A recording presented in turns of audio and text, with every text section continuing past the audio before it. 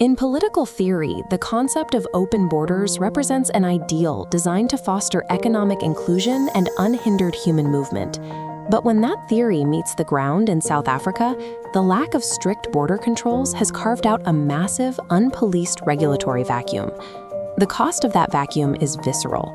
In late 2023 and 2024, more than 20 children died after eating poisoned food bought from local informal convenience stores known as spaza shops. Health authorities traced these deaths directly to unregulated vendors. Store owners were storing toxic agricultural chemicals, like organophosphates, next to everyday snacks. These deaths represent a direct consequence of a state losing the ability to monitor an underground economy flowing freely across its borders. The public reaction to this institutional blind spot has been severe, triggering mass grassroots mobilization across the country. Groups like the March and March movement have organized widespread demonstrations from Durban to the streets of Pretoria and Johannesburg, demanding the immediate deportation of undocumented individuals. The grievance driving these crowds is economic. Citizens report that a steady influx of unregulated foreign labor is suffocating the local job market and locking South Africans out of informal trading opportunities. This bureaucratic failure to manage immigration has mutated into a volatile domestic security crisis that threatens social cohesion. Analyzing this breakdown requires looking at the economic concept of inclusive failure. Institutional economists argue that adopting highly inclusive policies, like open borders, is inherently risky when the host country lacks a state capable of enforcing the rules. South Africa is particularly vulnerable because it operates a strained dual economy. It has a protected formal sector existing alongside an expansive, impoverished informal sector. When hundreds of thousands of undocumented migrants enter this dual system, the volume of unverified individuals instantly overloads the state's processing limits. The government loses the ability to track who is trading, who is working, or which laws are being broken. Without the backbone of strong administrative capacity, open borders engineer an exploitative free-for-all rather than shared prosperity. This collapse at the administrative level immediately poisons the national labor market. Employers use the continuous influx of undocumented workers to bypass municipal bylaws and national employment standards, constructing an untaxed shadow economy. The heavy manual labor and construction sectors absorb these workers first, often operating off the books and well below minimum wage standards. This exploitation extends through the nation's supply chains, compromising the agricultural and commercial trucking industries, where oversight is difficult to maintain. An unregulated border ultimately hurts the most vulnerable. It forces migrants into dangerous, unprotected jobs while displacing local citizens from the formal economy. The South African government has initiated a multi-agency pivot to reassert hard state authority and end the crisis. The Department of Employment and Labor is now executing a mandate to intensify workplace inspections across farms, hospitality venues, and construction sites. To fix the structural leaks, lawmakers are pushing a policy overhaul known as the Revised White Paper on Immigration. This document outlines tactical provisions to physically relocate refugee reception centers directly to the nation's borders, limiting inland movement during processing. It also introduces a clause giving the state legal power to designate specific trades and businesses exclusively for South African citizens and recognized refugees. The state is prioritizing hardline protectionism over idealistic policies to avert a total regulatory collapse. South Africa's crisis exposes a blunt geopolitical lesson about the mechanics of migration. A nation cannot engineer safety, health, or a functioning labor market simply by removing its barriers. Without the unyielding enforcement of laws and a capable state, inclusive border policies devolve into exploitation. Securing the border has become a prerequisite for national survival.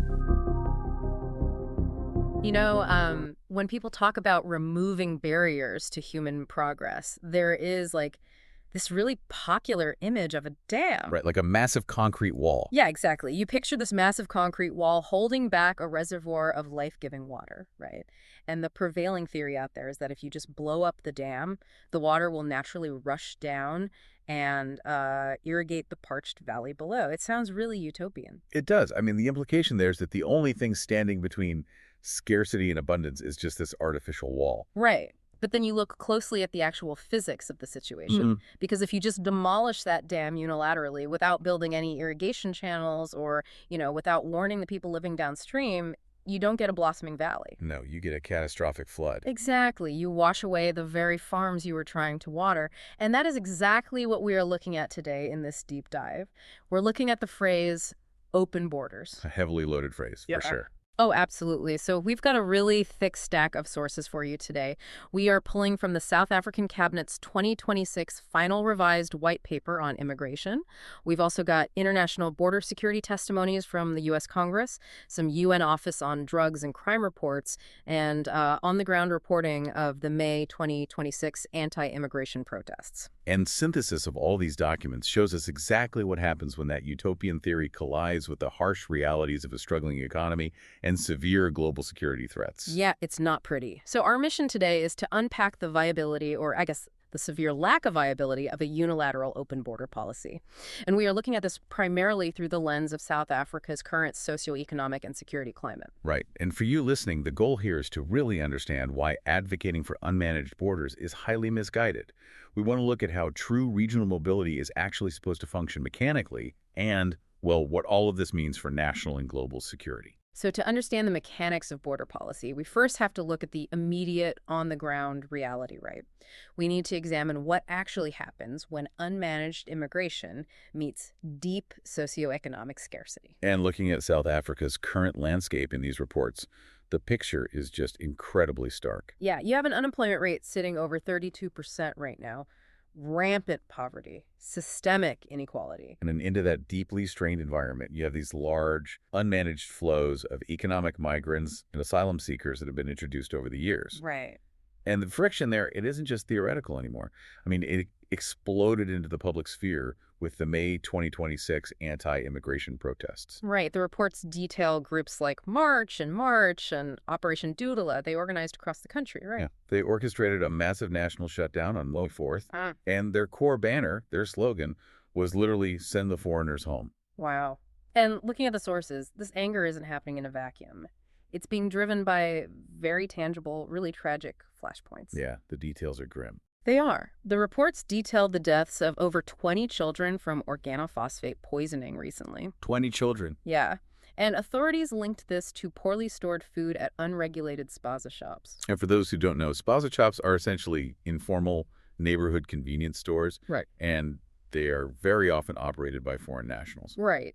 And on top of that, during one of the recent protests in Pinetown, marchers reportedly uncovered suspected narcotics at a block of flats. So you have this local populace that feels entirely besieged. Completely. They feel besieged by crime, unregulated businesses, failing public services. And they're directly blaming foreign nationals for these systemic issues. The sources say they view the influx of unregulated goods and unchecked migration as a sort of silent war against the South African populace. Now, this is where we need to be incredibly clear and impartially report exactly what is in these documents, because the documents show a deeply, deeply polarized reality. Right, and we aren't taking sides here. We are just laying out what the sources say.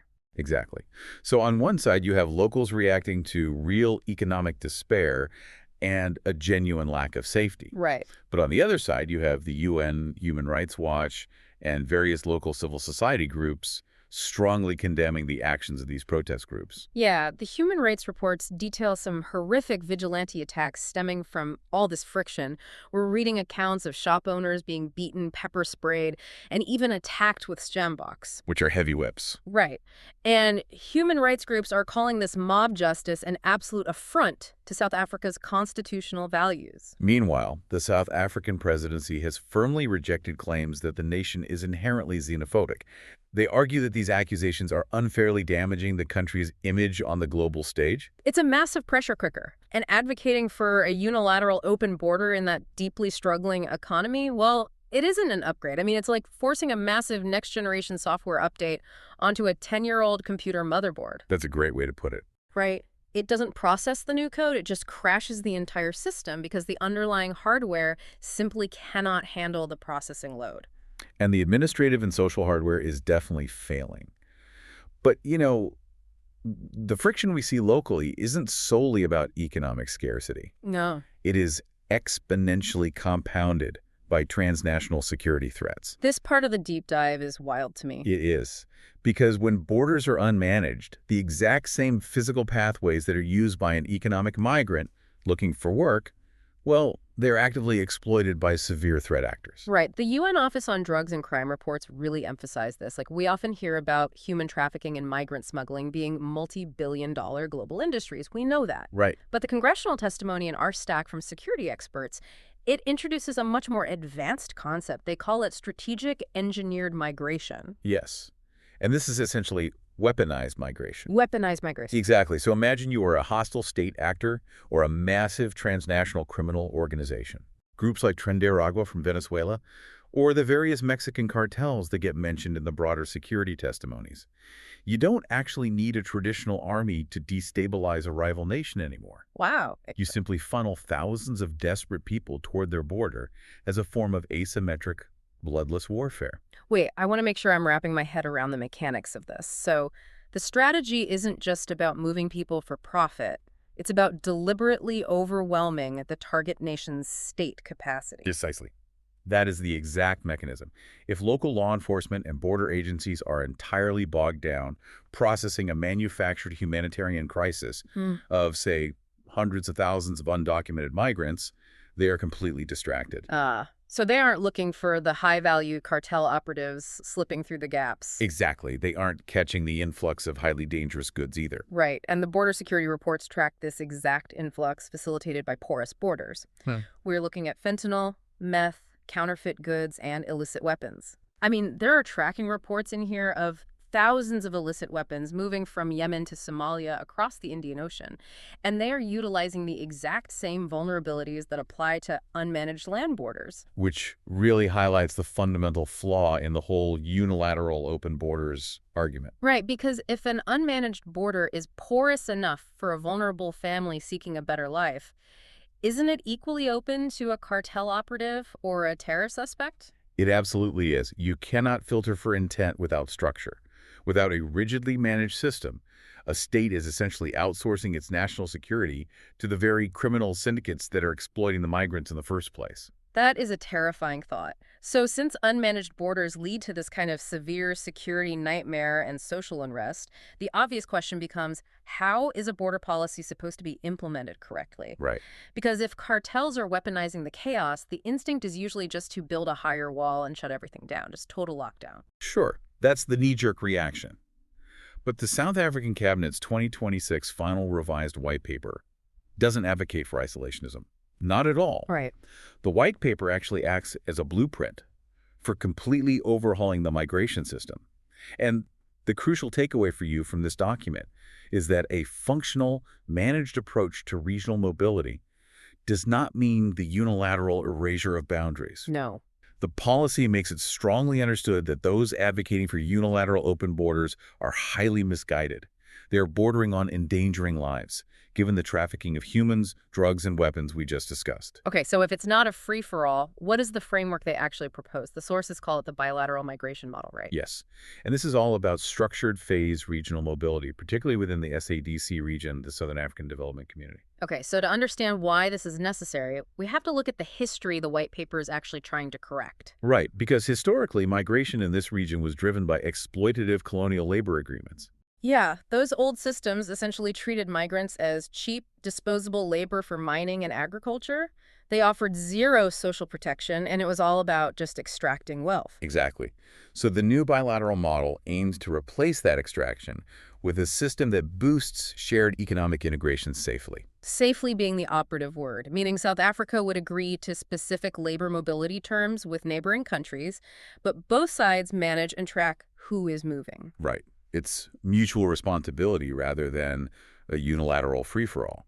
And a massive part of making this new framework function is the implementation of the first safe country principle. Also known as the route-based approach, right? Yes. I really want to dig into the logistics of this because it seems to be a flagship reform in the paper. How does this actually work mechanically on the ground? Okay, so the principle mandates that an asylum claim must be made in the first safe country a refugee reaches after fleeing persecution. Okay. It is specifically designed to combat what they call asylum shopping. Asylum shop. Right. That's the practice where individuals pass through several geographically stable, safe countries just to reach a preferred economic destination, like South Africa, for instance. Ah. And then they claim asylum there, which completely overwhelms that final nation's processing system. And the numbers in the sources highlight exactly why this is such a crisis. I mean, over 90% of claims for asylum in South Africa are currently rejected 90%. because they are actually economic migrants utilizing the asylum system as a loophole to gain entry. Exactly. But wait, how do border agents actually verify where someone came from to enforce this route-based approach, like practically speaking? Well, that requires shared regional databases and a massive, massive leap in digital intelligence. Yeah. Which brings us to the next major pillar of the white paper. Okay. They're outlining a transition from a basic national population register to an intelligent population register, or IPR. Okay, I have to hit pause here and ask a really skeptical question. Go for it. We just discussed a state grappling with failing infrastructure, where local communities are protesting because basic services are collapsing. How is that same state suddenly going to fund and implement a futuristic, nationwide biometric intelligent population register? It is a staggering logistical hurdle. Sure. Absolutely staggering. And critics of the white paper point out this exact gap between the document's ambition and the state's actual administrative capacity on the ground. I mean, it sounds like sci-fi compared to the current reality. It does. The blueprint envisions the IPR capturing biometric data for everyone living in the country, including foreign nationals. The white paper actually calls the current lack of data the scandal of invisibility. A scandal of invisibility. Wow. Right. The logic is that if you aren't in the system, you cannot be protected by the state and you cannot be tracked by security forces. I guess that makes sense. So assuming they can build it, big assumption, this digital ID system is meant to connect to a new electronic travel authorization, or ETA. And this shifts the physical bottleneck away from the actual border post. Visa applications, security background checks, adjudications, all of that can happen virtually before someone even reaches the physical border. Exactly. And they're also restructuring how they evaluate legal entry through a new points-based system for skills and investment. Okay. So instead of the archaic method of just tracking how many years someone has resided in the country to grant permanent status, the state will assign points. Based on what? Based on what skills the migrant brings, the capital they're investing, their language proficiency, and how they fill specific sector needs. Oh, that's a huge pivot. It changes the paradigm from merely measuring time spent to actively measuring value added to the host nation's economy. Precisely. So returning to our earlier analogy, a functioning open border policy isn't a torn-down dam. It's a highly sophisticated, digitally secure gateway. Right. It requires strict bilateral agreements, functioning digital hardware, and mutual cooperation on both sides before anyone is even allowed through. It is a managed gateway. And establishing that managed gateway brings us to a vital point that often gets lost in the noise of political debates regarding immigration enforcement. The humanitarian reality. Yes. Because people often assume that strict border enforcement is inherently anti-humanitarian. You know, they hear enforcement and immediately think of cruelty or a lack of empathy. Right. But looking at these sources, particularly the UNODC reports, a chaotic, unmanaged system is actually the most dangerous possible environment for a vulnerable migrant. Unquestionably. An unmanaged border is a trafficker's paradise. Yeah. When the system is chaotic and backlogged by years, migrants are forced into the shadows. They become entirely reliant on human smuggling networks. And then they are vulnerable to extortion by cartels. They risk death traversing these treacherous physical routes. Or, as we saw in the South African protests, they face horrific vigilante justice in the streets, simply because local communities feel abandoned by the state security apparatus. It's just a cycle of vulnerability. And the 2026 white paper details how this new structured policy attempts to balance that national security with human rights. Right. For example, the sources note there was significant debate about South Africa simply withdrawing from the 1951 Refugee Convention just to alleviate their burden. Which would have been a massive deal. Huge. But the new policy explicitly rejects that isolationist approach. Yeah, withdrawing would have been legally unprecedented and it would have severely damaged South Africa's international standing. So instead, they are maintaining their humanitarian commitments, but they are completely changing the mechanics of how they process them. By moving refugee reception offices directly to the ports of entry, right? Exactly, and implementing that virtual processing we discussed earlier. The mechanism there is crucial. By processing at the border, they can quickly identify genuine refugees who need immediate protection from persecution. And at the same time, they turn away opportunistic economic migrants right at the perimeter. Yeah. This stops economic migrants from entering the country, disappearing into the informal economy, and then waiting years for an overburdened court system to process their rejected claims. It clears the administrative backlog so that true asylum seekers aren't left in a dangerous legal limbo. Right. And the white paper also introduces a very specific, highly strategic policy addition regarding human trafficking that essentially leverages immigration status as a law enforcement tool. Are you talking about the long-term residence visas for victims? That's the one. Yeah, that is a fascinating shift in leverage. So the new policy grants these long-term visas to victims of human trafficking, but with a specific condition, right? Right.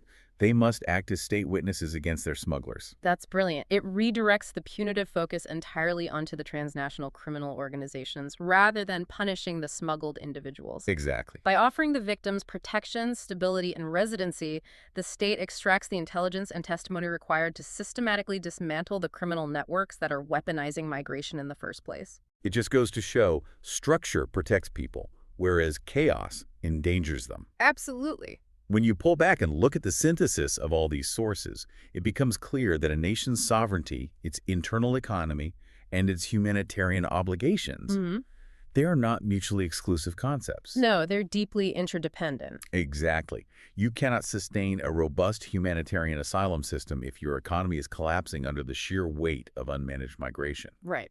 And conversely, you cannot cultivate a thriving, integrated regional economy if your borders are porous to transnational criminal organizations who are waging a silent war through illicit narcotics and weapons. It is a highly delicate ecosystem that requires immense state capacity to maintain. It really is. Well, we have covered a massive amount of ground today. Let's kind of distill what this means for you as you observe global migration debates going forward. Good idea. We started by looking at the reality on the ground in South Africa, seeing firsthand that unilateral open borders, especially in a climate of deep economic scarcity, are a recipe for systemic collapse. Huh? We examined the tragic Spaza deaths, the vigilantism, and the advanced transnational threats like strategic engineered migration. And then we explored the mechanics of how regional mobility is actually designed to work. True, viable border policies rely on phased regional integration, strict bilateral agreements, the first safe country principle, and a massive leap in state capacity regarding digital intelligence. Like the proposed Intelligent Population Register. Exactly. Understanding these mechanics moves the conversation past emotional talking points. It grounds us in the real-world practicalities of maintaining national security, preventing social instability, and genuinely protecting human rights. Because a secure border is the foundational requirement for a humane immigration system. It absolutely is. But before we wrap up this deep dive, there's one detail in the 2026 white paper that feels like a looming storm on the horizon. The document explicitly plans for climate-driven migration. Yeah, acknowledging that extreme weather, rising sea levels, and severe droughts will inevitably force millions of people to move across borders in the coming decades. It just makes you wonder, if extreme climate change forces an unprecedented environmental exodus, will these newly conceptualized digital and regional border structures be resilient enough to handle that kind of load? It's a daunting thought. Or will the sheer volume of displaced humanity mean the very concept of the nation-state border has to be entirely reimagined? We can design the most sophisticated, digitally controlled floodgates in the world, perfectly managing the flow of the river. But what happens when the rain simply never stops falling? That is a profoundly important question for the future. It really is. Well, thanks for joining us on this deep dive. We will catch you next time.